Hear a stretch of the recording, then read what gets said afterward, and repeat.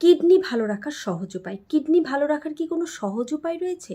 যদি বলা হয় যে সহজ উপায় কি, আসলেই কোনো সহজ উপায় নেই। কিডনি ভালো রাখতে হলে সবসময় ঘরের খাবার খেতে হবে। বাড়তি যেমন অতিরিক্ত পানি পান করা যাবে না, ঠিক তেমনি কম পানিও ইনটেক করা যাবে না।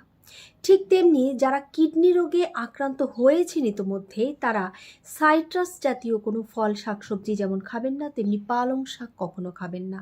আর যা খাবেন লিস্ট করে খাবেন। এই শব্দটার অর্থ হলো আপনারা যে শাকসবজি খাচ্ছেন যাতে প্রচুর পরিমাণে পটাশিয়াম রয়েছে, জানবেন যে শাকসবজিতে পটাশিয়াম রয়েছে। আর অতিরিক্ত পটাশিয়াম বা কিডনি রোগে যখন কেউ আক্রান্ত হচ্ছেন, তখন তার পটাশিয়াম কিন্তু খাওয়া শরীরের জন্য, তার কিডনির জন্য ভালো নয়।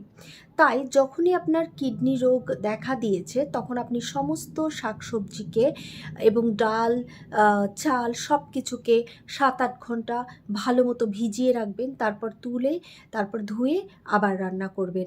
আর যখন কোনো সবজি রান্না করবেন, তখন ৫ মিনিট, প্রথম ৫ মিনিট বেশি করে পানি দিয়ে বয়েল করে ফেলে দিয়ে তারপর রান্না করবেন। এতে আপনার কিডনি ক্ষতিগ্রস্ত কম হবে। কিডনি রোগ যখন আপনার থাকবে, তখন আপনি ডায়াবেটিস এবং ব্লাড প্রেশারকে সর্বপ্রথম কন্ট্রোলে রাখার উপায় খুঁজুন। যখনই আপনার ডায়াবেটিস এবং ব্লাড প্রেশার কন্ট্রোলে থাকবে, তখন আপনি অনেকটাই সেফ জোনে থাকবেন। এছাড়া কোনো ধরনের পেইন কিলার খাওয়া, ঘন ঘন কোনো ওষুধ খাওয়া, এগুলো কিন্তু একদম করা যাবে না। এছাড়া যখনই আপনি কিডনি রোগে আক্রান্ত হবেন, আপনার কোনো ধরনের ফুড কালার দেওয়া খাবার বা অতিরিক্ত দুধ জাতীয় খাবার বা যে কোনো খাবার আপনি অতিরিক্ত পরিমাণ খেতে পারবেন না। আপনাকে প্রত্যেকটা খাবার আপনার শরীরের গড়ন উচ্চতা, অর্থাৎ ওজন উচ্চতা অনুযায়ী বুঝে আপনাকে খাবারটা খেতে হবে। এছাড়া কিডনি রোগাক্রান্ত কোনো ব্যক্তি ধূমপান, মদ্যপান এই সকল ধরনের কাজ থেকে নিজেকে দূরে রাখবেন। কিডনি রোগাক্রান্ত হয়েছেন মানেই আপনাকে সবসময় আপনাকে বুঝে চলতে হবে যে আমি কী খাচ্ছি, কতটুকু খাচ্ছি এবং কেন খাচ্ছি, আদৌ আমার এই খাবারটা শরীরের দরকার আছে কিনা। অপ্রয়োজনীয় কোনো খাবার আপনারা খাবেন না।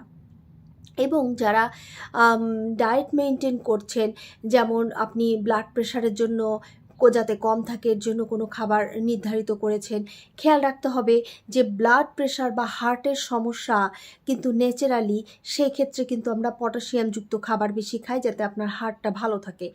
অন্যদিকে আপনার হার্টকে ভালো রাখতে গেলে, ব্লাড প্রেশারকে কন্ট্রোলে করতে গেলে যেমন পটাশিয়াম দরকার, ঠিক তেমনি সেই পটাশিয়ামই আপনার আবার কিডনির ক্ষতি করছে।